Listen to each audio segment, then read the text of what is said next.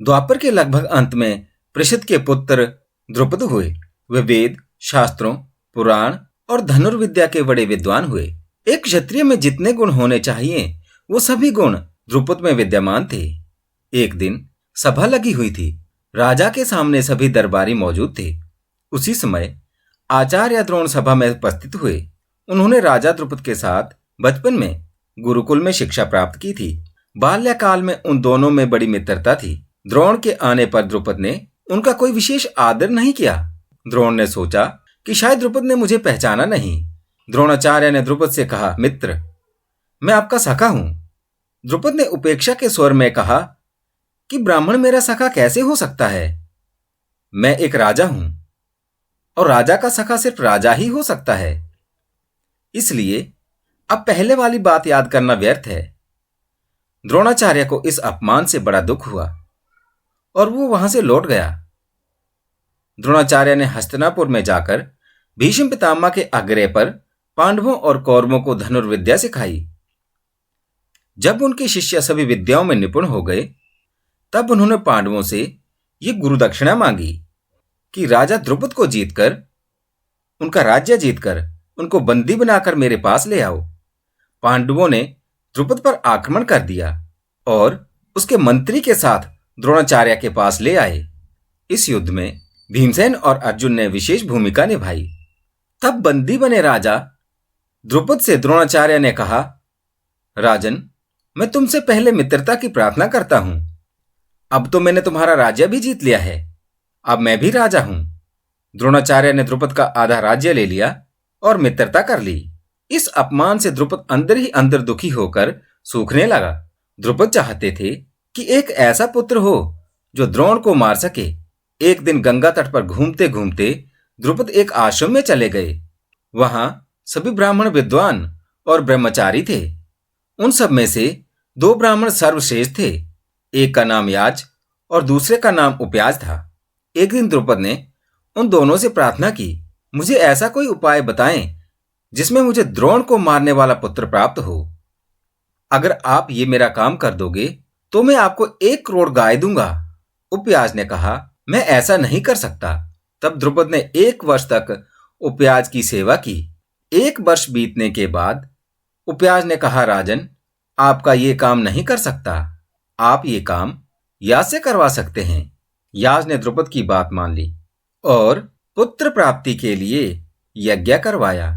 हवन पूरा होने पर याज ने रानी को बुलाया और कहा, तुम जल्दी ही हवन से अभिमंत्रित प्रसाद ग्रहण करो। तुम्हें 1 पुत्र और 1 पुत्री प्राप्त होगी।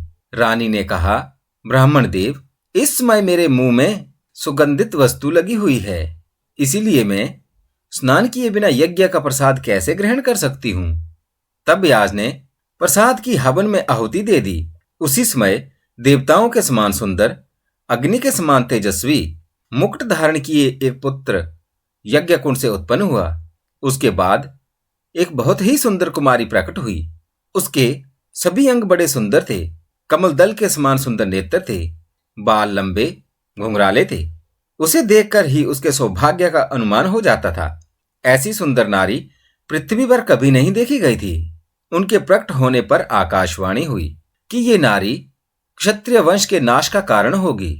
जब रानी ने देखा कि मेरे बिना ही यज्ञ कुंड से कुमार और कुमारी उत्पन्न हो गए, तब वो याज की शरण में आई और प्रार्थना की, भगवान, मैं आपसे प्रार्थना करती हूं कि ये दोनों बच्चे मुझे अपनी माता माने।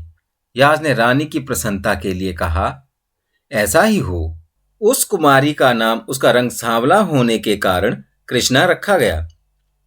द्रुपद की पुत्री होने के कारण उसका नाम द्रौपदी हुआ। द्रौपदी में बचपन से ही लाखों गुण विद्यमान थे। वो माता पिता की सेवा करती और माता पिता की लाडली हुई। द्रुपद को द्रौपदी का रंग रूप देखकर अक्सर अर्जुन की याद आती थी। द्रुपद ने अर्जुन को युद्ध में देखा था। द्रोणाचार्य की आज्ञा से अर्जुन ने द्रुपद पर विजय प्राप्त की थी, लेकिन द्रुपद के मन में अर्जुन के प्रति कोई द्वेष नहीं था। द्रुपद अर्जुन की सुंदरता, युद्ध कौशल और पराक्रम से प्रभावित थे। उनके मन में कई बार ये सवाल आता कि द्रौपदी का विवाह अर्जुन से होता तो कितना अच्छा होता। परंतु वो मन ही मन चिंतित होते, क्योंकि उन दिनों ये बात प्रचलित थी कि पांडव लाक्षागृह में जलकर मर गए हैं, लेकिन कुछ तो ये कह जाते कि पांडव अभी जिंदा हैं। तभी द्रौपदी के मन में विचार आया कि द्रौपदी का स्वयंवर किया जाए, और स्वयंवर की ऐसी शर्तें रखी जो अर्जुन के बिना कोई पूरा न कर सके। द्रुपद ने एक कठोर धनुष बनाया जिसे कोई ना झुका सके, और द्रुपद ने राज्य में घोषणा करवा दी कि जो इस धनुष पर प्रत्यंचा चढ़ा दे और ऊपर घूमती हुई मछली पर तेल के कड़ाहे में देकर जो निशाना भेज देगा, द्रौपदी उसे अपना वर ग्रहण करेगी। स्वयंवर का दिन निश्चित किया गया। दूर दूर से राजा महाराजा आने लगे। द्रुपद भी अर्जुन की प्रतीक्षा करने लगे। आगे की कथा अगले भाग में बताऊंगा। कृपया मेरे चैनल को सब्सक्राइब करें, वीडियो को लाइक करें और शेयर करें। सती द्रौपदी की एक पूरी सीरीज लेके आ रहा हूं, तो उम्मीद करूंगा कि आप इन वीडियो को, इस कथा को